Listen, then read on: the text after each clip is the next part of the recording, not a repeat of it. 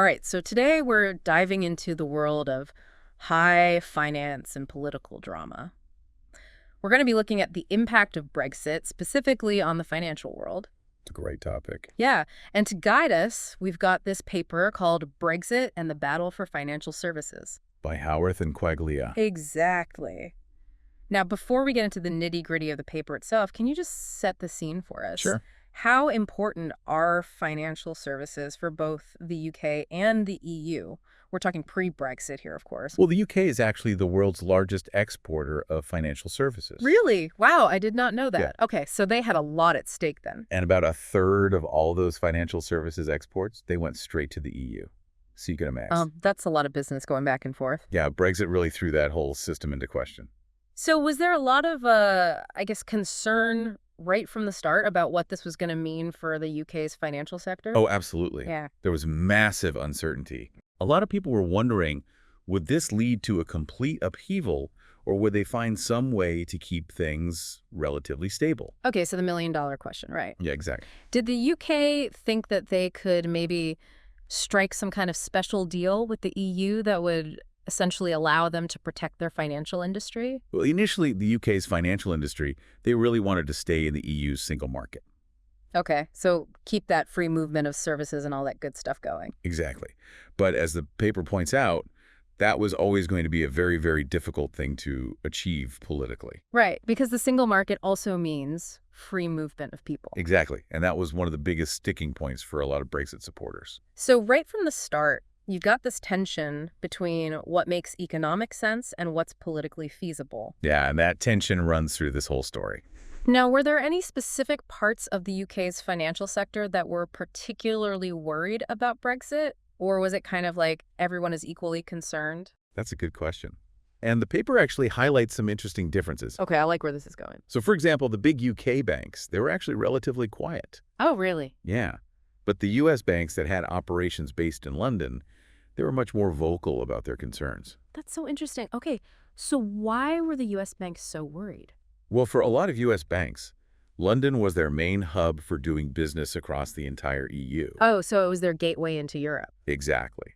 And Brexit basically threatened to slam that door shut. So even though Brexit was technically a UK-EU issue, the impact was going to be felt way beyond those borders. Absolutely. It really underlined just how interconnected the global financial system is. Okay, so let's go back to the paper for a sec. You mentioned that it lays out two main theories about how this whole Brexit saga might play out for the financial world. One is this idea of a neo-mercantilist battle, where everyone's just looking out for their own interests. And then you've got this other theory about transnational networks, which is more about cooperation and finding ways to keep the money flowing smoothly between the UK and the EU. Given what we've just been talking about with those US banks being super worried, I'm already leaning towards the battle side. Were my instincts right on this one? Well, the paper actually argues that despite all the talk about cooperation and shared interests, the neo-mercantilist battle scenario seems to have played out more strongly. Interesting. So even in the world of high finance, where there's so much potential for everyone to benefit from working together, it still ended up being more about competition and trying to get the biggest piece of the pie. It seems so. But to really understand why, we need to look at how the EU responded to all of this. Did they try to throw the UK a lifeline and offer them some kind of sweetheart deal to protect the city of London? I have a feeling I know the answer to this one. No No special treatment. You're exactly right. The EU made it very clear that there would be no special treatment for finance. Right. They said the four freedoms of the single market: goods, services, capital, people. It was a package deal. Take it or leave it. No cutting corners allowed. Nope. So that's pretty clear cut. But I'm curious, how did individual countries within the EU react to this whole situation? Were they happy to see London potentially lose its grip on the financial world, or did they see it as an opportunity? It was definitely seen as an opportunity. Okay, spill the tea. What happened? But imagine it like a game of musical chairs, with London's financial dominance suddenly up for grabs. Ooh, I like this analogy. Go on. So everyone's scrambling to position themselves. To grab that seat. Exactly. Yeah. So who's the most eager to jump into this game? France definitely took the lead. They made it very clear that they wanted to lure businesses away from London to Paris. Ooh la la! They were promising lighter regulations, tax breaks, all sorts of perks to sweeten the deal. Wow, so they were not even trying to be subtle about it? Nope, not at all. And the paper actually has some great anecdotes about French officials openly bragging about how they were poaching talent and businesses from London. That's amazing.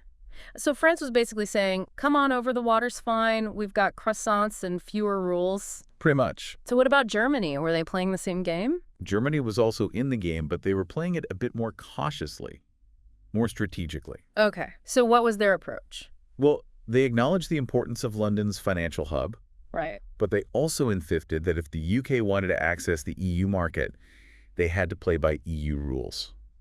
Yeah. No exceptions. So a little bit of a frenemy situation there. Exactly. Recognizing London's strengths, but also ready to capitalize on any weaknesses. It sounds like the battle scenario was playing out even within the EU itself. Absolutely. And this internal competition makes the question of who won the battle for financial services even more intriguing. Well, I guess we'll have to keep digging into the paper to find out. We will. And we've still got 2 more parts of this deep dive to go, so I'm sure there are plenty more twists and turns ahead. Oh, definitely. This is just the beginning. So we know now that the battle theory seems to have been a pretty accurate prediction. But the paper also makes this point that this outcome wasn't a foregone conclusion. There were moments where it seemed like a more cooperative approach, that transnational network idea could have actually worked. Okay, so help me understand this. Why didn't that cooperation materialize? Was it just too idealistic to think that countries and financial institutions would put aside their own interests for the greater good? Well, you have to remember, the political climate at the time, Brexit wasn't just some dry economic debate. It was about national identity, about sovereignty, about people's really deeply held beliefs about the future of their country. So even if a more cooperative approach made sense from an economic point of view, it might have been political suicide for the leaders involved. Exactly. There was so much pressure from both sides. Any hint of a special deal for finance could have been seen as a betrayal of the whole Brexit project. Yeah, that makes sense.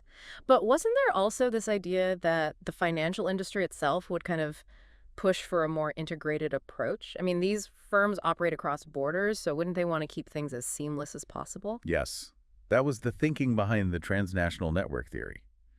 But what the researchers found was that this big coalition of financial interests never really gained any traction. Interesting. So why didn't these big financial players band together and try to force a more cooperative outcome? Were they just not powerful enough? It's not so much about raw power. It's more about the fact that even within the financial industry itself, there were conflicting interests. Everyone wanted stability, of course. But there was also this undeniable opportunity to grab a bigger slice of the pie. If London was losing its dominance, someone else was going to gain. Right. So even though they had some shared goals, they were also competitors, each one trying to come out on top. Exactly. And this internal competition made it much harder for them to present a united front and really push for a cooperative solution. Okay, so we've got this political pressure cooker on one side, and then these competing interests within the financial world on the other. No wonder the battle scenario won out. Precisely. And the paper goes into some really fascinating detail about how different countries tried to position themselves in this new landscape. Give me the gossip. Yeah. Did they uncover any juicy stories or quotes that really reveal what was happening behind the scenes? Oh, there are some great ones. Remember how we talked about France being very open about wanting to attract business away from London? Yeah. Well, the paper quotes French officials openly saying things like, "We want to be the new financial capital of Europe, and London's loss is Paris's gain." Wow. No holding back. Nope. They were very clear about their ambitions. That's amazing. Okay, so France was the eager up-and-comer, ready to challenge the reigning champion. What about Germany? They were a bit more subtle, right? Yes. Germany was playing a more strategic game. Yeah. The paper mentions a leaked internal study from the German finance ministry where they acknowledge the importance of London's financial center. But then they go on to say, essentially, however, if the UK wants to access our market, they need to play by our rules. No special treatment. So a bit of a frenemy situation there. Exactly. Recognizing London's strengths, but also ready to capitalize on any weaknesses. It really highlights just how complex this whole thing was, countries trying to balance cooperation and competition at the same time. Absolutely. And that complexity is what makes Brexit such a fascinating case study. It's not just about economics, it's about politics, national identities, and these shifting power dynamics within the global financial system. Speaking of the global system, you mentioned earlier that U.S. banks were particularly worried about Brexit. How did they factor into all of this? Were they just passive observers, or did they try to influence the outcome? They were definitely not passive. The paper notes that U.S. banks lobbied pretty hard for a deal that would minimize disruption to their operations. Hmm. They had invested heavily in London as their European hub, so they had a lot at stake. Right. So they were trying to protect their own interests, but ultimately they didn't have a seat at the negotiating table. Exactly. They were influential players, but they were still at the mercy of the decisions made by the UK and the EU. It makes you wonder about the bigger picture here. How did Brexit, and specifically this battle for financial services, intersect with these broader trends of globalization? That's a great question, and the paper offers some interesting perspectives. On the one hand, you could argue that Brexit actually reinforced certain aspects of globalization. Okay, now that sounds counterintuitive. How so? Well, remember how the UK was initially hoping for a special deal for finance? They wanted to keep those close financial ties with the EU, even outside of the single market. Yeah, they were trying to have their cake and eat it too. Exactly. Yeah. But the EU's firm stance, no special treatment, everyone plays by the same rules, it really highlighted a key principle of globalization. Access to the single market comes with certain conditions. It's a rules-based system. So in a way, Brexit served as a reminder that even powerful players like the UK can't just dictate the terms of globalization. They have to operate within the established framework. Precisely. Now, on the other hand, some argue that Brexit also exposed some of the limitations of globalization. Okay, I'm intrigued. Tell me more about that perspective. Well, think about all the competition between different financial centers that we've been discussing. Paris, Frankfurt, Dublin, all these cities vying to attract businesses away from London. This suggests that even in a globalized world, national interests and rivalries, they haven't disappeared. So globalization might connect economies, but it doesn't erase those underlying national dynamics. Exactly. And that's a crucial insight because it reminds us that globalization isn't some abstract force operating above us. It's shaped by the decisions of governments, businesses, and individuals, all acting within their own national contexts. This whole conversation has really highlighted the complexity of globalization.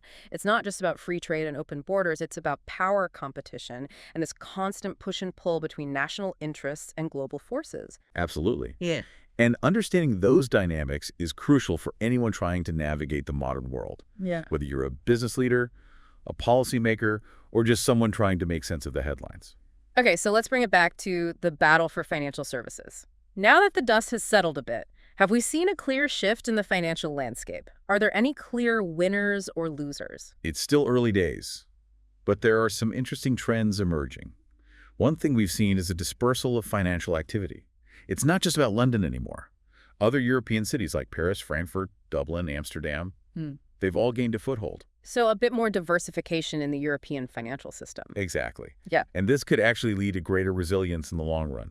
If one financial center experiences difficulties, the others can help pick up the slack. That's interesting. It suggests that Brexit, while disruptive, might have inadvertently led to a more robust financial ecosystem. Like a stock portfolio, spreading the risk can make you less vulnerable to a single shock. I like that analogy. But of course, there are also potential downsides to this dispersal of activity. Like what? Well, this fragmentation could create barriers to the smooth flow of capital across borders. Imagine if each financial center develops its own set of regulations and practices. It could become a lot more complicated for businesses to operate across Europe. So a trade-off between resilience and integration. More stability maybe, but potentially at the cost of efficiency and ease of doing business. Precisely. And that's the tension that policymakers are going to have to grapple with as they try to shape the future of the European financial landscape. It sounds like there's still a lot of uncertainty about how this will all play out in the long run. What are some of the key things we should be watching for as this new financial order takes shape? Well, one thing to watch is how these different financial centers evolve. Will they specialize in certain areas? Will they compete directly with each other? Or will they find ways to cooperate? So are we going to see a sort of financial ecosystem emerge with each center playing a specific role? That's one possibility. Another thing to watch is how technology continues to disrupt the financial industry. Right. We've only briefly touched on fintech, but that whole world is evolving so rapidly. Could we see new financial hubs emerge in unexpected places, driven by technological innovation rather than traditional factors like geography or regulation? That's a fascinating question, and I think it's entirely possible. We're already seeing this to some extent with the rise of fintech hubs in places like Singapore, Tel Aviv, and even parts of Africa. So the battle for financial services might be entering a whole new phase where the old rules no longer apply. Exactly. And that's what makes it so exciting to study. It's a dynamic and evolving landscape, full of opportunities and challenges. Wow, it feels like we've just been on this whirlwind tour of the financial world. We have. And it's amazing to think that we've only just scratched the surface of how Brexit has reshaped things. Yeah, it's true. We're still really just at the beginning of understanding the full impact of all of this. It's like we've just watched the opening act of a play, and now we're all kind of on the edge of our seats waiting to see what happens next. That's a great analogy. So let's put on our prediction hats for a minute. Based on what we've learned from this paper and from just observing the trends so far, what do you think the future holds for financial services in a post-Brexit world?